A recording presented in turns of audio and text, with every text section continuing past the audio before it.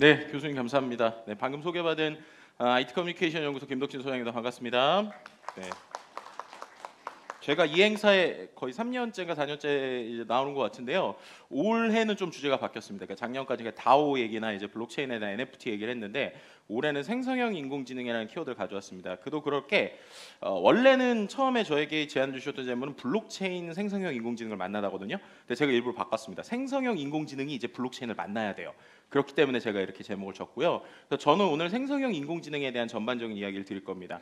근데 이 생성형 인공지능의 변화를 보면 결국 블록체인하고 붙을 수밖에 없겠구나 라고 하는 것들을 여러분들이 아마도 많이 느끼실 겁니다. 저는 IT 기술을 좀 쉽게 설명해 드리는 역할을 하고 있는 IT 커뮤니케이터 김덕진이라고 하고요. 이것저것 학교에서도 강의를 하고 있지만 제가 최근에 이제 가장 주목하는 집중하고 있는 게 AI3라는 회사에 제가 이번에 전략 이사로 함께 하게 됐습니다. 이 AI3라는 회사는 블록체인을 하는 웹3하고 그다음에 AI 분야가 결국에는 만날 것이다라고 하는 어떤 비전을 가지고 있는 회사고요. 그래서 저는 이제 그 중에서도 AI 분야, 특히나 이제 이런 생성형 인공지능이 실제로 우리에게 어떤 식으로 적용될지에 대해서 연구를 하고 있고 그쪽에 대한 전략을 짜고 있습니다. 최근에 생성형 AI 덕분에 이것저것 유튜브나 방송에서 나오고 있고요. AI 2024라는 책을 냈는데 너무 많은 분들이 사랑해 주셔서 아니 왜 이렇게 AI에 대한 관심이 많을까 하다가 제가 느낀 건 이제 AI가 손에 잡히기 때문이다 라는 생각을 했어요. 예전에는 AI 하면 되게 기업에서만 쓰는 것 같고 몇 명 그냥 먹먹하게 쓰는 것 같았는데 지금은 챗GPT 키거나 아니면 다양한 서비스에서 뭔가 얘기를 하면 바로 답변을 해주잖아요. 맞든 틀리든 바로 답변을 해준다는 게 중요한 것이죠. 결국에는 예전에는 AI가 되게 멀리 있는 것 같았지만 지금은 우리가 쓸 수 있는 게 됐다라고 하는 게 중요한 겁니다. 그런데 흥미로운 거는요. 그런 관점에서 그럼 이제 AI가 되게 많이 보편화될 거라고 생각하는데 아이러니하게 작년 말에 포브스지에서 이런 얘기를 했어요. 2024년은 인공지능이라는 말이 사라질 것이다 라는 표현을 했습니다. 아니 갑자기 인공지능 얘기를 하는데 갑자기 사라질까라고 할 수 있는데요. 쉽게 말하면 이거는 없어진다가 아니라 vanish 그러니까는 스며들거나 흐릿해진다라는 표현이에요. 예전에는 AI 한다라고 하면 되게 대단한 회사 같았고 AI를 한다라는 것만으로도 마케팅이 됐는데 이제는 모두가 AI를 하기 때문에 AI라는 말 자체가 되게 중요한 게 아니라 결국엔 그걸 갖고 소비자에게 어떤 가치를 줄 것이냐, 어떠한 변화를 직접적으로 줄 것이냐, 이게 상당히 중요해진다는 의미의 이야기라고 보시면 될 것 같습니다. 그리고 AI가 진짜 우리에게 이렇게 오는구나라는 걸 제가 정말 느낀 거는 바로 제가 이번에 CES에 가서 이 로봇을 만나서부터입니다. 이 로봇은 정확하게 말하면 CES 현장에 있던 로봇은 아니고요. 이게 이제 라스베가스에 여러분들 가시면 스피어라고 하는 공간을 꼭 한번 가보시길 추천드리는데 그 스피어라는 공간에 이 로봇이 4대가 있어요. 그 로봇들이 막 사람들한테 말을 겁니다. 그러면서 자기한테 말을 걸어보래요. 근데 아무도 말을 안 거세요. 그래가지고 제가 잘하는 것 중에 하나가 들이대는 거기 때문에 되든 안 되든 영어로 얘랑 말을 해봤거든요.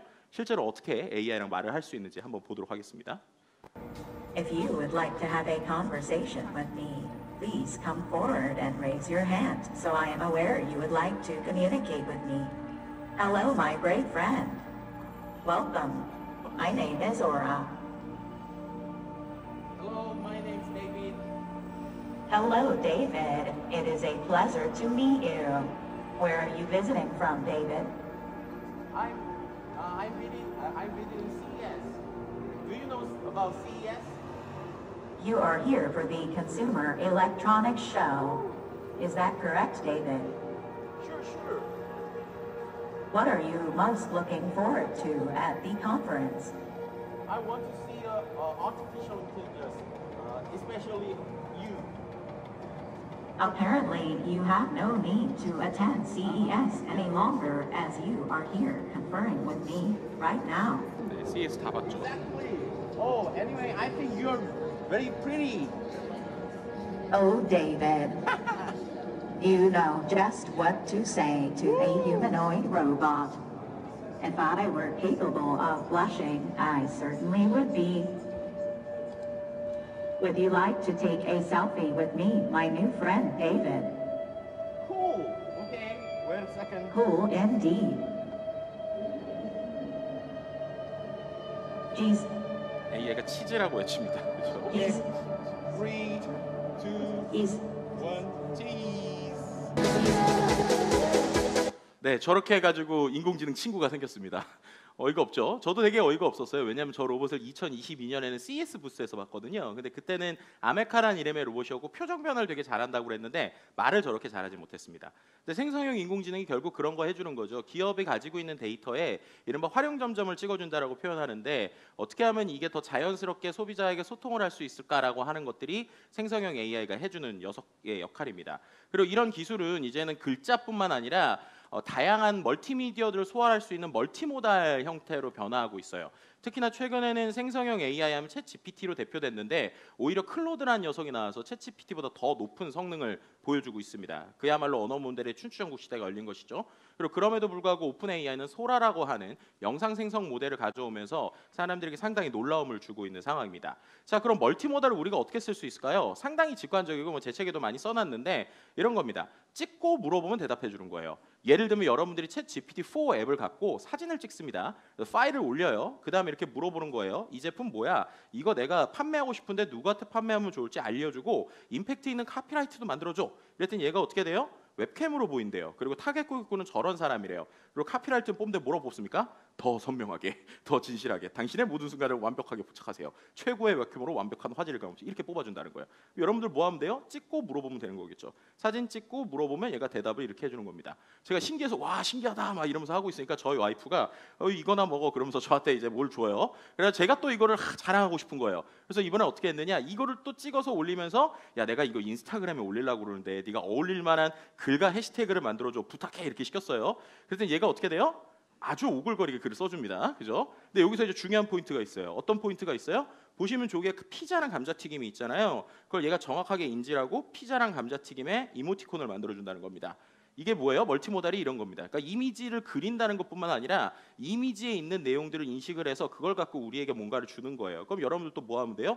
찍고 야 이거 인스타그램 포스팅으로 해봐. 야 이거 찍고 야 트위터에 올릴 글로 만들어봐. 찍고 페이스북에 올려봐. 이렇게 하면은 이 정도는 뽑아준다는 겁니다. 자, 이거를 갖고 만약에 상품을 기획한다면 어떻게 할 수 있을까요? 충분히 가능하죠. 예를 들면 저는 화장품을 하나도 몰라요. 하지만 제가 볼 때 화장품을 잘 만들 것 같은 사람을 제 머릿속에 상상을 합니다. 예를 들면 이런 거죠. 너는 지금부터 30년 이상 화장품 업계에서 일한 화장품 상품 기획 전문가다 라고 하면서 얘한테 내용을 주고 실제 기사를 붙여서 줍니다. 그리고 나서 이 친구들에게 설명할 만한 상품을 기획해봐 라고 시키잖아요. 그럼 챗GPT가 지금부터 자기는 30년 이상 화장품 업계에서 일한 전문가래요. 자기가 그렇게 얘기하면서 뭐라고 그래요? 자기가 상품명들을 제안을 해줍니다. 그럼 그거를 보고 있다가 제가 요거 4번 괜찮은 것 같은데? 라는 생각을 해요. 그럼 어떻게 하면 되느냐? 야 4번에 있는 드리미 스펙트럼이라는 이름으로 상품을 한번 만들어 보자. 그러면서 엄청 구체적으로 지시를 하죠. 위 상품명으로 10대들에게 상품을 만든다면 어느 정도의 가격대와 어느 정도의 용량으로 립글로즈를 만들면 좋을 것 같아. 그리고 립글로즈 디자인은 어떤 느낌으로 통을 만들면 좋을까? 이렇게 얘기하고 또 답변은 뭐라고 하더라고요? 너의 의견을 각각 3개씩 표로 만들어서 알려주고 왜 그렇게 얘기했는데 이유까지 알려줘라 라고 얘기를 합니다. 자, 여러분들한테 이런 일을 시키면 여러분들이 뭐라고 할까요? 제가요? 그죠? 지금요? 왜요? 이럴 수 있잖아요. 하지만 얘는 합니다. 어떻게 해요? 그럴듯한 답변과 그럴듯한 내용을 써요. 정답이 없습니다. 정답은 아니에요. 우리가 생성형 AI에게 정답을 기대하면 안 됩니다. 얘는 그럴듯한 답을 써줘요. 그런데 그럴듯하게 뭐예요? 립글로즈라니까 10,000원에서 20,000원대의 그럴듯한 가격대와 그럴듯한 이유를 얘기하고요. 용량을 얘기하라니까 그럴듯한 용량과 그럴듯한 대답을 합니다. 디자인도 그럴듯한 디자인과 그럴듯한 이유를 만들죠. 그럼 그 다음에 제가 뭐 하면 될까요? AI한테 야 이거 한번 그려봐 라고 시키는 거예요. 이렇게 해서 2번 스타일로 그려봐 시키면 얘가 이렇게 그려주는 겁니다. 그죠? 그럼 뭐 한 거예요? 저는 화장품 하나도 모르는데 화장품에 대한 기획도 하고 그리고 나서 상품 디자인도 하고 그리고 나서 걔가 그럴듯한 이유도 만들어낸다라는 겁니다. 결국에는 지금 생성형 AI가 이런 거 해주는 거죠. 그러다 보니까 실제 산업에서는 요즘에 이런 시도들을 하고 있습니다. 내가 상상했던 모델과 포즈를 글로 만들고 우리 회사의 옷을 입히는 일을 하고 있어요. 실제로 스테이블 디퓨전을 요즘에 제대로 활용하면 내가 원하는 포즈까지도 만들 수 있습니다. 그렇게 한다면 어떻게 하는 거예요? 그 AI에게 옷을 입히는 거예요. 심지어 어떤 회사들은 드디어 AI 에이전시를 만들기 시작했습니다. 가상으로 만든 모델들을 갖고 모델처럼 실제로 에이전시를 만들어서 기업하고 소통을 하는 거예요. 그래서 기업에서 패션 모델을 뽑고 싶다라고 하면은 모델이 와서 사진을 찍는 게 아니라 그 옷을 입고 있는 마네킹 파일을 보내주면 그걸 갖고 이 AI들이 옷을 입은 형태로 등장을 하기 시작하는 겁니다. 이게 실제 산업으로 나오고 있죠. 그림뿐만일까요? 최근에 아주 놀라운 일이 하나 있었는데 4월 1일이죠. 김영석 씨가 이런 트윗을 올렸어요. 내가 모 기관에 심사를 가서 심사를 했는데 1등으로 뽑은 곡이 알고 봤더니 AI로 만든 곡이더라. 내가 이거 1등을 줘야 되냐? 라는 이야기를 한 것입니다. 실제로 이제 여기 보시는 것처럼 이제 교육청에서 한 행사에 주제가를 한 12곡 정도 듣고 그거를 이제 김영석 씨한테 이제 1등을 심사를 의뢰를 했어요. 그랬더니 1등으로 뽑은 게 초등학교 선생님이 만든 건데 1등입니다 라고 얘기했더니 저 이거 AI 서비스로 만든 건데 괜찮아요? 라고 얘기했다는 겁니다. 그래서 이게 도대체 어느 정도 퀄리티길래 이게 과연 우리에게 이렇게까지 임팩트가 있을까라는 걸 여러분들 궁금해하실까 봐 제가 여러분들을 보러 오는 지하철에서 오늘의 내용을 위한 주제가를 하나 만들었습니다. 예, 이게 오늘 거라는 걸 좀 볼 수 있는 건데요. 실제로 코파일럿한테 우리가 뭔가 질문을 하면 얘는 검색 엔진이 붙어 있기 때문에 내용을 붙여오거든요. 제가 오늘 오면서 한 30분 전에 만든 거예요. BCNC 블록체인 미더 컨퍼런스에서 알고 있니 물어봤습니다. 그랬더니 얘가 내용을 잘 써주죠. 왜 잘 써주냐? 토큰 포스트에서 아주 감사하게 실시간으로 기사를 올려주셨어요. 그래서 그 토큰 포스트에 있는 내용을 가져와서 만드는 겁니다. 여기서 중요한 건 뭐예요? 얘가 맞는 얘기를 하는지 틀리는 얘기를 하는지 출처를 보면 알 수 있다는 거죠. 그렇게 해서 맞는 것 같아요. 그럼 그 다음에 되게 생뚱맞게 얘한테 어떻게 하면 되는지 아십니까? 야, 위 행사를 위한 노래를 만들어줘. 이렇게 시키는 거예요. 그럼 얘가 가사를 뽑는데 꽤 잘 뽑아요. 그 내용을 갖고 지가 가사를 이렇게 만든 겁니다. 뭐 서울의 심장에서 우리 모두 모여 혁신의 불꽃을 함께 태워봅시다. 이런 식으로 만드는 거예요. 그럼 그렇게 만든 다음에 어떻게 하면 되느냐? 수노.ai라는 툴이 있습니다. 거기에다가 그냥 가사를 넣고요. 내가 원하는 형태의 뮤직의 스타일을 골라줘요. 제가 일렉트로닉 K-팝으로 만들려고 그랬어요. 그래가지고 만들었는데요. 실은 저도 지하철에서 만들어서 못 들어봤거든요. 여러분들하고 한번 함께 들어보도록 하겠습니다. 블록체인은 세계로 당신을 접대합니다. 디지털 화폐의 물결 속에서 미래를 그려봅니다. 서울의 심장에서 우리 모두 모여 혁신의 불꽃을 함께 태워봅니다. 서울의 심장에서 우리 모두 모여 혁신의 불꽃을 함께 태워봅니다. CBDC 새로운 시작.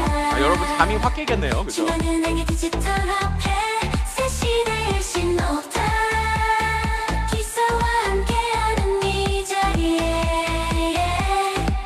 블록체인 뭔가 비전을 나눕니다. 기술의 힘으로 세상을 연결했으니 이때 우리가 있으니 블록체인의 미래를 만들어갑니다. 네, 이런 식으로 노래를 만들었습니다. 어떠세요? 꽤 괜찮죠? 그죠? 네. 뭐 박수 치시는 분들도 있던데 AI가 만든 겁니다. 제가 만든 건. 하지만 저작권은 저한테 있어요. 그죠? 왜냐? 실제 이제 저작권에서 궁금하실 수 있는데 이게 아직 무법입니다. 이제 AI가 만든 컨텐츠들이 아직까지 무법이 많아요. 그러다 보니까 만든 사람이 각 회사의 라이선스에 따르게 되는데 이 수노.ai는 유료로 가입한 사람한테 라이선스 권한을 줍니다. 전 유료로 가입돼 있으니까 제 곡이에요. 혹시나 주제가가 궁금하신 분들은 저에게 연락을 주시면 됩니다. 네, 그런 건데요. 실제 이렇게 만들 수 있다는 거죠. 근데 이제 더 놀라운 건 뭐예요? 이런 게 이제 영상으로 간다는 거예요. 실제 이게 소라에서 이제 만들어 놓은 모델 중에 하나를 제가 가져온 건데 자 보세요. 실제 보면은 정말 멋진 드론 뷰죠. 근데 이 드론 뷰 만드는데 요 밑에 있는 프롬프트 4줄이면 된다는 겁니다.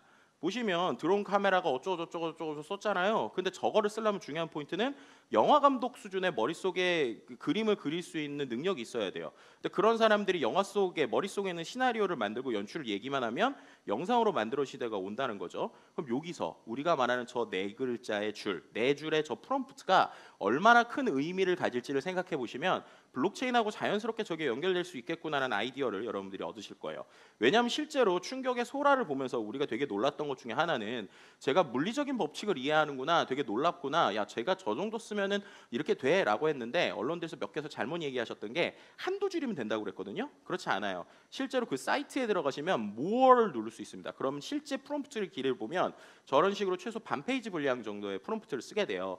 결국에 한두 줄로 되는 게 아니라 기본적으로 자기 머릿속에 있는 영상을 표현할 수 있는 프롬프팅 능력이 필요하다는 겁니다. 그럼 예를 들면 봉준호 감독님 같은 분들이 저런 거 쓰게 되면 어떻게 될까요? 실제로 괜찮은 영화가 잘 나오겠죠. 그럼 그 머릿속에 있는 네다섯 줄의 그 가치가 어떻게 될까라는 걸 여러분들이 생각해 보시면 되게 중요할 것 같고요. 실제로 저런 걸 활용해서 이렇게 틱톡 영상도 만들기 시작을 했어요. 강아지인데 되게 귀엽죠. 근데 이것도 생성형 AI로 만든 거예요. 실제 소라를 만든 오픈 AI가 실제 틱톡 채널을 만들어서 이런 걸 하고 있습니다. 자, 여기까지도 놀라운데 또 한 가지 설명드리면 최근에 멀티모달을 제가 제일 놀랍게 보는 것 중에 하나가 언어의 한계를 깨고 있다는 거예요. 언어의 한계를 깬다는 건 누구나 나만의 AI 아바타를 만들 수 있다는 겁니다. 실제로 제가 보여드리기 위해서 제 걸 일부러 만들어 놨는데요. 헤이젠이라는 사이트고요. 이건 제가 일부러 집에서 그냥 아이폰 한 대로 마이크도 연결 안 하고 찍은 겁니다. 2분 정도 그냥 아무 말 대잔치 영상을 찍어요. 이렇게 찍는 거예요. 안녕하세요. 반갑습니다. 김덕진입니다. 지금부터 AI로 한국어로 이야기하는 것을 자동으로 바꿔주는 툴을 한번 테스트 해보려고 하는데요. 저런 식으로 2분 정도 영상을 찍은 다음에 헤이젠이라는 사이트에 올립니다. 그리고 나면 렌더링 한 15분 정도 걸리거든요. 그리고 나면 내 아바타가 완성이 돼요. 그리고 나면 그 다음에 제가 뭐 하면 되느냐? 글자 쓰면 됩니다. 글자를 한국어를 쓰든 외국어를 쓰든 꽤 그럴듯하게 얘기해 주거든요. 한번 보여드릴게요. 지금부터는 제가 아니라 AI 아바타입니다. 안녕하세요. 저는 김덕진 교수입니다. 오늘은 제 아바타인 딕션킴 교수가 저 대신 발표를 하고 있습니다. 인공지능은 빠르게 우리 생활에 스며들고 있습니다. 인간과 AI는 공존할 수 있을까요? 아니면 AI가 인간을 대체하게 될까요? 미래는 시작되었습니다. 저의 신간, 인간이 지워진다가 우리의 논의를 확장시킬 수 있는 계기가 되었으면 좋겠습니다. konnichiwa, 私はキムドクジン教授です。今日は私のアバターであるディクショニングキム教授が発表をしています。人工知能は急速に私たちの生活に浸透しています。人間と AI は共存できるのでしょ 참고로 う 저는 か 일본어를 아예 それ 못합니다. とも映画連言にくっつて終わるのでしょうかワイライハシマティマス Bonjour, je suis le professeur Duc 이번엔 불어를 하죠. 그죠? Aujourd'hui, 자, 이런 식으로 한 5개 국어 합니다. 그래서 중국어도 하고요. 영어도 하고 그러는데요. 지금 놀라운 게 뭐예요? 이게 성조도 하고 입 모양도 정확하게 맞히죠. 근데 저거 만드는데 시간이 그렇게 오래 안 걸려요. 그 렌더링 15분 하고 실제 저렇게 만드는데 한 30초짜리 영상 만드는데 1분 정도 걸리고요. 돈도 별로 안 듭니다. 한 우리나라 돈으로 30초당 1,000원 정도 드니까 5분짜리 외국어 내가 전혀 못하는 거 만드는데 10,000원이면 된다는 거예요. 그러니까 이렇게 지금 기술이 올라와 있는 상황입니다. 그뿐만 아니라 멀티모달은 또 상당히 놀라운 것들을 주고 있죠. 언어 모델만의 특성이 있는데요. 그런 걸 활용하면 이런 것도 됩니다. GPT 갖고 데이터 분석하는 거예요. 예를 들면 여기에 있는 대로 주식에 대한 차트 주고 얘한테 분석해보라고 시킵니다. 마이크로소프트에 대한 주가를 분석해보라고 시키는 거예요. 그럼 얘가 혼자서 이동성 평균성도 뽑고요. 그 다음에 이걸 갖고 검색을 해서 리포트를 쓰기 시작하는데 이 정도까지 씁니다. GPT한테 시키면 이렇게까지 해요. 그렇게 하면서 얘가 이러이러한 분야에 대한 얘기를 하기도 하죠. 말투가 조금 어색해요. 그래가지고 클로드라는 녀석한테 시키면 클로드는 말투를 이 정도까지도 뽑아줍니다. 이 정도까지도 뽑아줍니다. 보시는 것처럼 이거 진짜 AI가 쓴 거예요. 뭐 마이크로소프트의 클라우드 성장 기반에도 불구하고 경기 침체 우려감 상존 저런 식으로 쓰죠. 또 영업 레버리지 개선, 판관비 증가 요인으로 작용 저런 표현을 합니다. 그러다 보니까 제가 뭐까지 하고 있냐면 AI 기자를 만들고 있어요. 그래가지고 똑같은 프롬프트를 똑같은 언어 모델인데 얘한테 좌진보 기자의 형태를 주거나 우보수 기자의 형태를 주잖아요. 그럼 똑같은 내용인데 전혀 다르겠습니다. 예를 들면 저 좌진보 기자 같은 경우에는 두 번째 보시면 노동자들의 처우에 대한 인력 유출이라는 구조적 문제가 자리 잡고 있었다. 노조가 요구한 12.7% 임금 이상은 과도해 볼 수 있지만 그거는 어쩔 수 없는 거다. 이런 얘기를 하잖아요. 근데 여기 보면은 어떻게 돼요? 우보수 기자는 무려 12.7%에 달하는 임금 인상을 요구했다. 이렇게 쓴다는 거예요. 이게 다 AI가 쓰는 겁니다. AI가 여기까지 기술이 올라와 있어요. 그러다 보니까 사람들이 이걸 갖고 좋게도 쓸 수 있지만 이거 진짜 이거 잘못되면 어떡하지? 라는 생각을 하는 겁니다. 예를 들면 이런 거죠. 이거 다 그림입니다. 사진 아니에요. 그리고 이것도 다 그림이죠. 그런데 맥락이 있는 그림이죠. 그리고 사람들이 어떻게 돼요? 탈옥도 시키죠. 막 이런 겁니다. 자, 이렇게 되는 걸 하다 보니 이게 왜 이렇게 됐느냐? 기술 속도가 너무 빠르다는 거예요. 미드저니라는 그림 그리는 툴이거든요. 보시면 저 메뉴에 있는 게 2022년 3월입니다. 맨 밑에가 2023년 12월이에요. 똑같은 프롬프트를 치는데 이 정도가 나옵니다. 그렇게 되니까 어떻게 되냐? 이거 그림입니다. 사진 아니고요. 요게 사진이 한 장이라도 있을까요? 없습니다. 다 그림이에요. 실제로 미드저니가 이 정도까지 지금 뽑아냅니다. 그리고 이러니까 가짜 뉴스 만들기도 너무 쉽고요. 실제로 작년에 무슨 일이 있었냐면 2023년 5월에 가짜 뉴스에 낚여서, 그러니까 AI가 만든 가짜 뉴스에 낚여서 인도에 있는 TV 프로그램이 실제로 뉴스를 이제 하는 이런 일이 생겼어요.